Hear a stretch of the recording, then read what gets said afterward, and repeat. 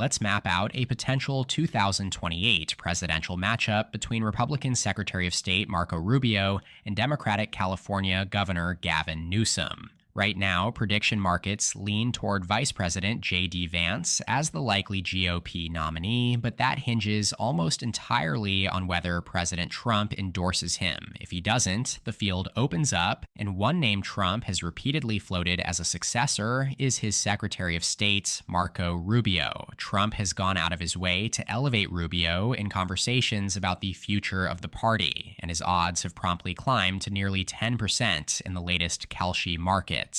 On the Democratic side, Gavin Newsom's stock has surged over the past 2 months, jumping from around 10% in early June to more than 30% today. He's riding momentum from the redistricting fight and his headline-grabbing trolling of Trump on X, both of which have boosted his standing within the base. As always, I'll drop a link below so you can check out these markets yourself. They're constantly shifting. In the general election outlook, Kalshi traders currently give Democrats a 53% chance of winning, basically a coin flip. That shows just how wide open this race is, with the nominees themselves likely to tip the balance. So for today's video, we'll assume Gavin Newsom secures the Democratic nomination and Marco Rubio wins the Republican nod. With that in mind, let's build out an electoral college map based on each candidate's strengths, weaknesses, and the fundamentals. And we'll start with the safe states. Those Republicans are almost certain to win, regardless of who's at the top of the ticket. Together, these 23 states, colored in red here, combine for 217 electoral votes. You can think of this as the foundation that the Republican nominee will be looking to build off of on the campaign trail. Trump carried all 23 in his 3 elections, and with the exceptions of Ohio, Indiana, Iowa, and of course Florida, the rest of these states have gone Republican in every presidential race of the 21st century. Now shifting to the Democrats, they also have a set of safe states totaling 13 in all and combining for 177 electoral votes. It's a smaller base than the Republicans, but you could argue it's a sturdier one. Democratic candidates have carried all 13 in every election since at least 2004, and with the exception of Colorado, they've consistently won each by double-digit margins. Meanwhile, Democrats have come within single digits in 4 of the states we just counted as safe Republican as recently as 2020. Now the remaining 13 states, along with the split congressional districts in Nebraska and Maine, make up what I consider the early battlegrounds of the 2028 cycle. Together, they account for 144 electoral votes, and this is where the individual strengths and weaknesses of the candidates really start to matter. Gavin Newsom is widely regarded as one of the strongest communicators in the Democratic Party. His challenge will be defending California's record on issues like crime, cost of living, and homelessness, all of which carry a poor national reputation. He'll also need to overcome the image of slickness and coastal elitism that has long shadowed him. Marco Rubio, by contrast, isn't viewed as quite as strong a communicator, but he does have presidential campaign experience. He was briefly a frontrunner back in 2016, a rising star of the GOP's moderate wing and a favorite of big donors, before Trump stunned the field and won the nomination. Since then, Rubio has shifted from being one of Trump's fiercest critics to one of his closest allies. That pivot may help with the Republican base, but could alienate anti-Trump swing voters. One especially notable dynamic here is that neither Rubio nor Newsom looks particularly well-positioned in the Rust Belt, the region that decided the last 3 elections. Unlike Biden or Trump, neither has the kind of natural or regional working class appeal that tends to resonate there. All right, let's run through the battlegrounds in order of poll closing times. We'll start with the Commonwealth of Virginia, worth 13 electoral votes, reliably Democratic-leaning for more than a decade. Kamala Harris carried it by about 6 points, a smaller margin than Biden's 10-point win in 2020, but still comfortable enough that Republicans aren't likely to pour resources into flipping it in 2028. On top of that, the wave of federal worker layoffs under the Trump administration could push Northern Virginia voters even further left. So on this map, I have Virginia rated as likely Democrat for Newsom. Also closing polls at 7 p.m. is Georgia. It narrowly flipped back to Trump in 2024 by just 2 points. And given Trump's 1.5-point national popular vote margin, that was the closest Georgia has come to voting to the left of the country since 1980. Looking ahead, rapid population growth in the diverse and progressive Atlanta metro will continue shaping the state's politics. The key question is whether Rubio, or any Republican nominee, can hold on to the inroads Trump made with Black and Hispanic voters in Georgia. From an identity politics perspective, Rubio, as a neighboring Floridian and the highest-ranking Hispanic politician in American history, might be uniquely positioned to do just that. For now, I've got Georgia rated as tilt Republican for Rubio. All right, before we fast forward to the 7:30 poll closings, let me quickly remind you to hit that subscribe button down below. YouTube Analytics tells me that less than 20% of my viewers are subscribed, so if you're enjoying this breakdown, make sure to click it. It's completely free and helps the channel out a ton. Thanks so much.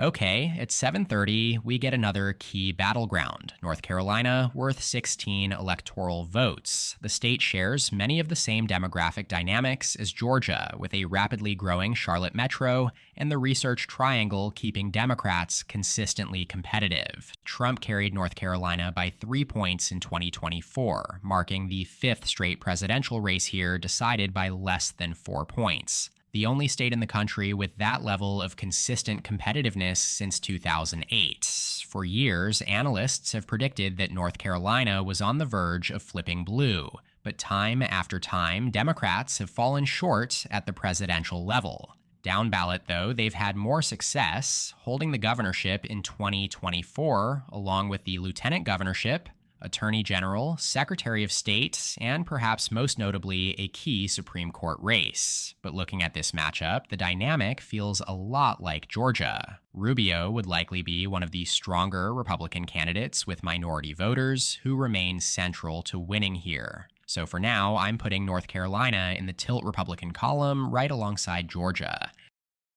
Moving up the coast, we hit a cluster of states with polls closing at 8 p.m. Eastern. Let's start with Maine, which as always splits its electoral votes, 2 for the statewide winner and 1 for each congressional district. Maine's first district is a deep blue Democratic stronghold that usually keeps the state leaning left overall. In 2024, Kamala Harris carried the state by 7 points, marking the 9th consecutive Democratic win here, the second longest blue streak in the country after Minnesota. It would take a major collapse for Democrats to lose Maine, and I don't see Gavin Newsom being the candidate who breaks that streak.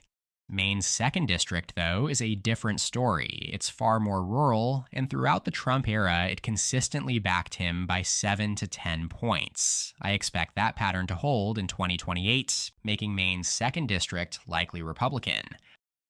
And neighboring New Hampshire, consistently the most competitive state in New England, Republicans haven't carried a presidential race here since the start of the 21st century. Still, they've come within 3 points in 2 of the last 3 elections. Like much of the Northeast, New Hampshire's high percentage of college-educated voters has helped keep it blue at the federal level, even with its overwhelmingly white electorate. If Republicans are going to flip a state they didn't win in 2024, New Hampshire would probably be the best candidate. That said, with 2028 shaping up to be a very close election, overall, I'm keeping New Hampshire in the lean Democrat column for now.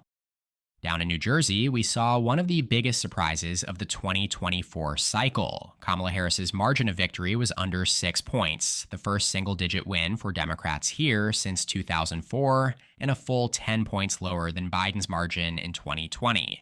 It ended up being the second largest pro-Trump swing in the country, behind only New York, largely driven by his gains with Hispanic and Italian-American voters, who shifted sharply to the right nationwide. That said, a big part of the Democratic drop-off here can also be chalked up to poor turnout, something the party can more easily fix compared to actual partisan realignment. That's why I'll be watching this November's gubernatorial race very closely as a test of whether 2024 was just a temporary blip or the start of New Jersey emerging as a genuine swing state. If I had to bet, I'd expect Democrats to claw back at least some of those losses in 2028.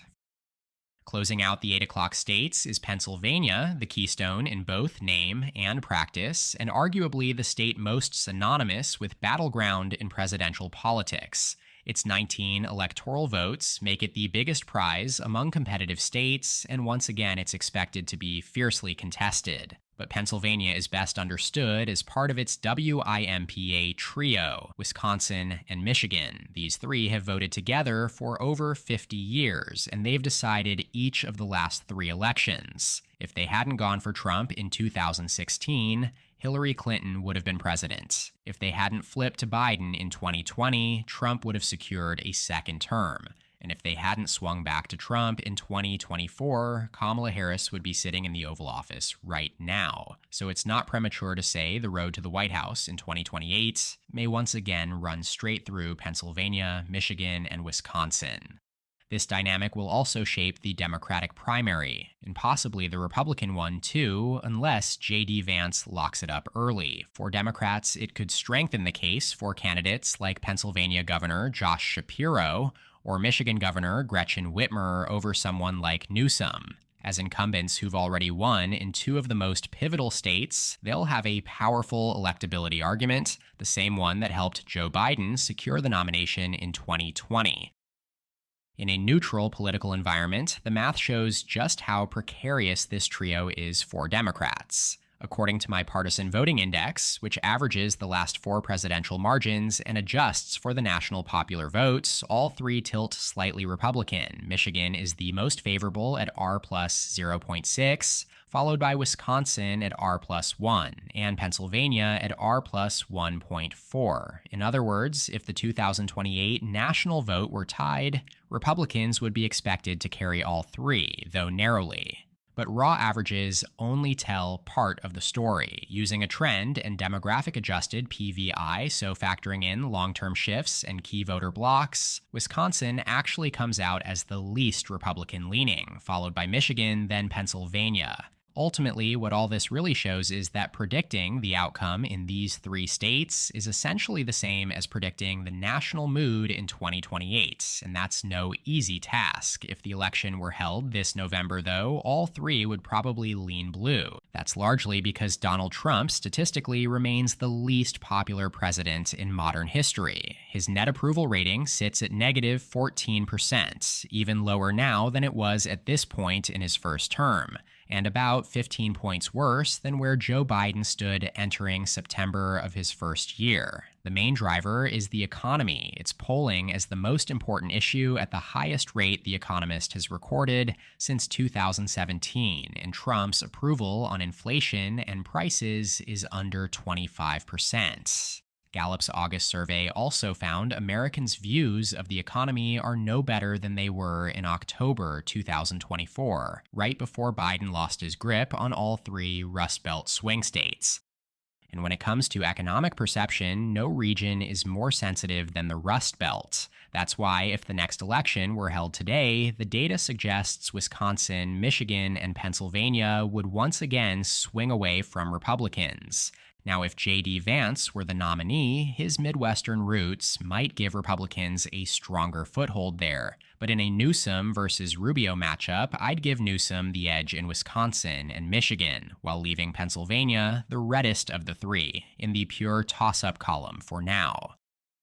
Closing out the region is Minnesota, which holds the longest active Democratic streak in the nation. Still, each of the last 4 contests here were decided by single digits, with Trump coming within 1.5 points in 2016. Biden widened that margin to 7 in 2020 before Harris saw it slip back to 4.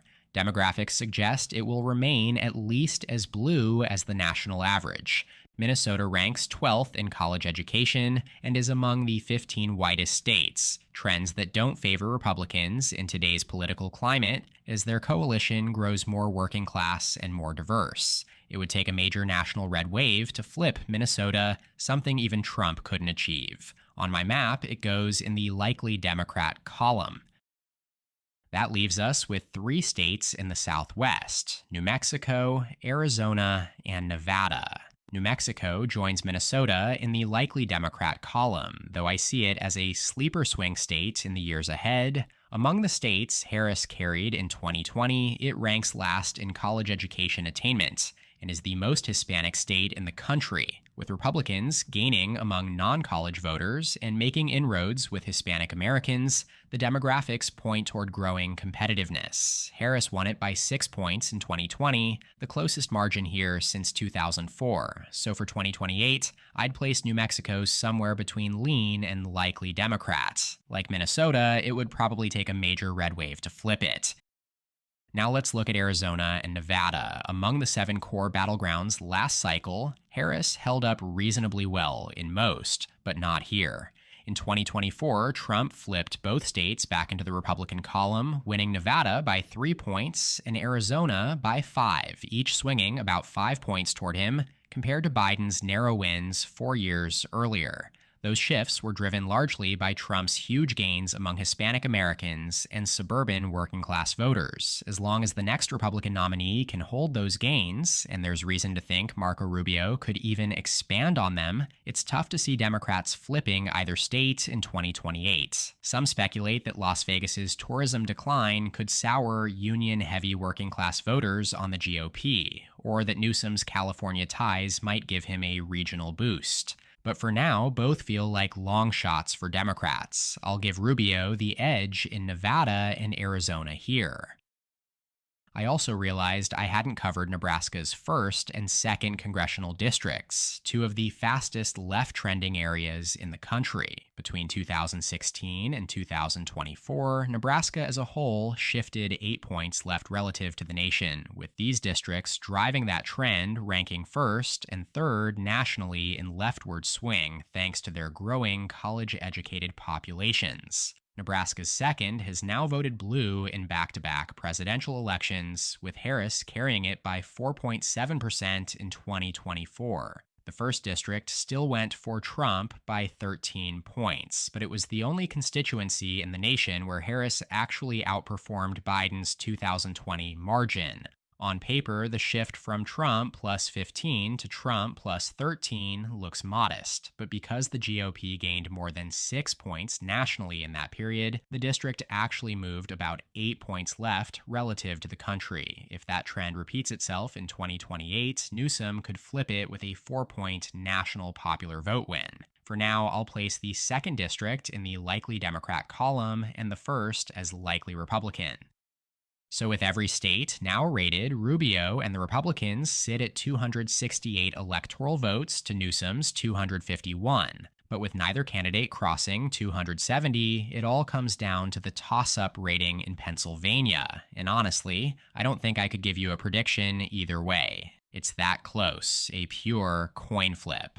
On one hand, Pennsylvania is more Republican today than it's been in decades. Trump's 2024 win was the party's largest here since 1988, and it marked the first time in over 80 years the state voted to the right of the nation 3 elections in a row. On the other hand, Pennsylvania has moved in lockstep with Michigan and Wisconsin for the last 40 years. And if the economy is still viewed as negatively as it is today, it's hard to see Republicans maintaining their edge. So even with Rubio at 268, I'd still call this a pure toss-up. But I want to hear what you think. Drop your prediction in the comments and let me know what topics you'd like me to cover next. That's it for today's video. Huge shout out to my channel members. Names are in the description. If you enjoyed this breakdown, hit subscribe, drop a like, and check out more of my videos right here. Thanks for watching. See you next time. EP out.